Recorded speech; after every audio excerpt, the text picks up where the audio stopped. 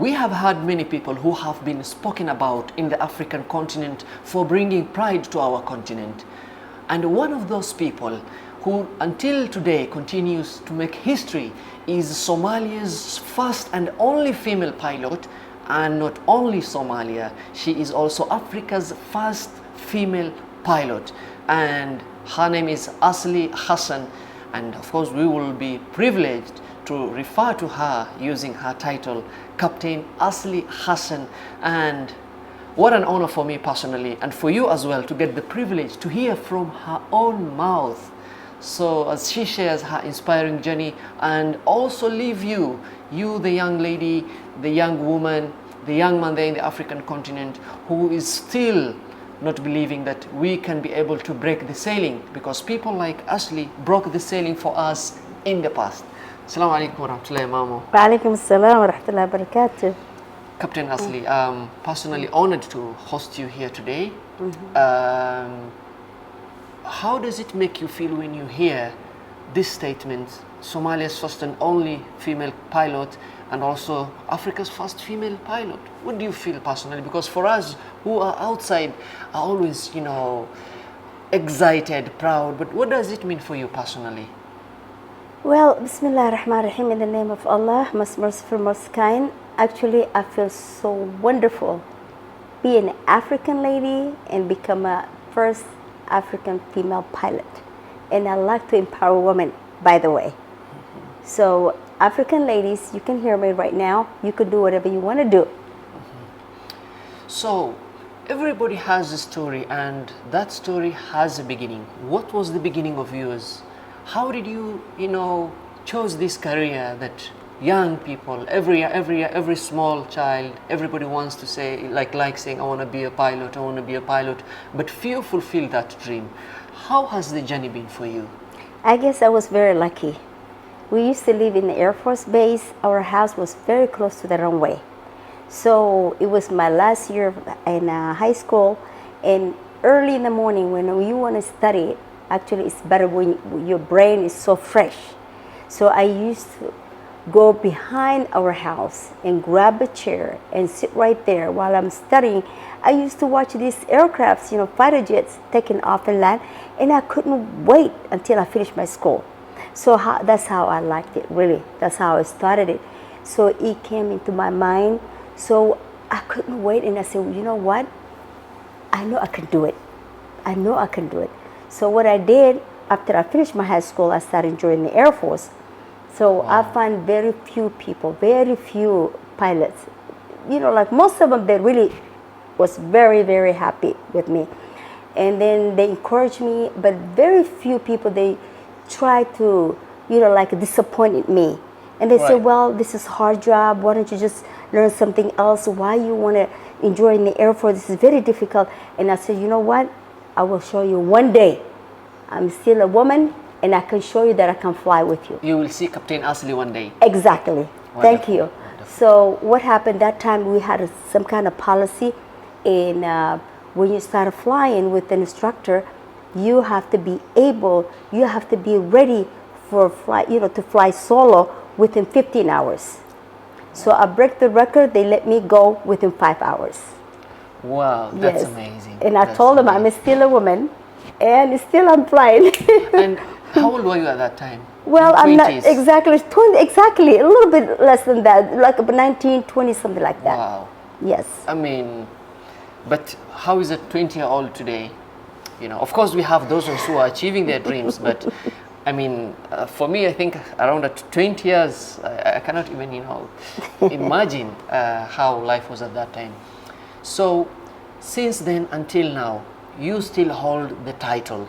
Right. So, when you look back at your journey, was that a valuable and a worthy decision? Are you proud of that decision you made, that step you took? Yes, definitely, yes. And still I continue with my education.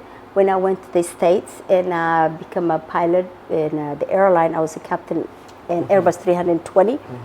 And then after the Civil War, when the Civil War then broke out in Somalia, and I was thinking about it, I said, well, we destroy everything, like no more aircrafts, no more nothing, almost nothing in our country.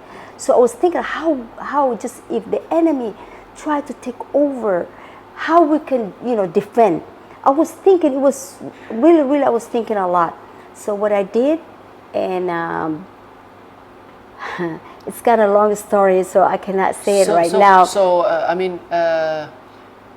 until today, when you reflect on the journey you took, you still, feel that I was right to be stubborn. I was right to be persistent. And of course, that's what we want. So, the aviation industry, it's attractive, it's luxurious to board the flight, short flight, it takes short time. I mean, you have, as compared to the normal driving by the road, it's a bit hectic because of road accidents and stuff. So, looking at this aviation industry, what do you think is missing to attract young people to this career?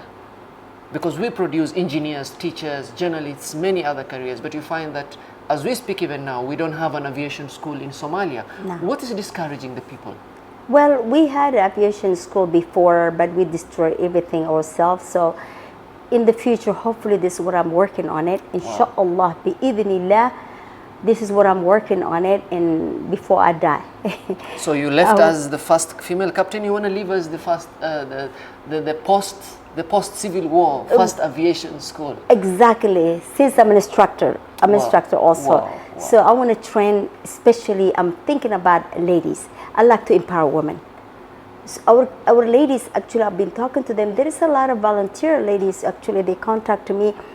Some of them, they live outside of the country. Some of them, they live in the country. So they really want to become a pilot. But they don't have that opportunity. Because they have to have a, some kind of government that they can send them to, because, they cannot learn everything from their pocket. Sure. It's very expensive. Sure. Some of them, they try. They have their private license in the States. They took some of them. But they couldn't continue their education because of financially. Because of financial reasons. Yes. I mean, it's a real fact. So when we come back again, we've seen since 2012, we've had many flights, many companies, operating in the Somali air. So we've also seen Somalia getting back its flight control. Yes. And I mean, what was your reaction to that in the first place? I was so happy, very excited, really. And I'm congratulating actually this minister, Mr. Muhammad Abdullahi Omar. He really worked hard. Our government, they really worked hard to do that.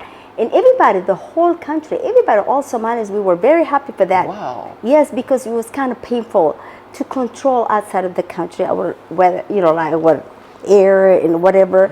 But it's really, it's a good promotion to do that. But inshallah, in the future, we're gonna bring Somali Airlines. Wow. We're gonna just become like how we used to be. The country will come back to normal and everything. Hopefully, after this election, already we did improvement in everything, our country.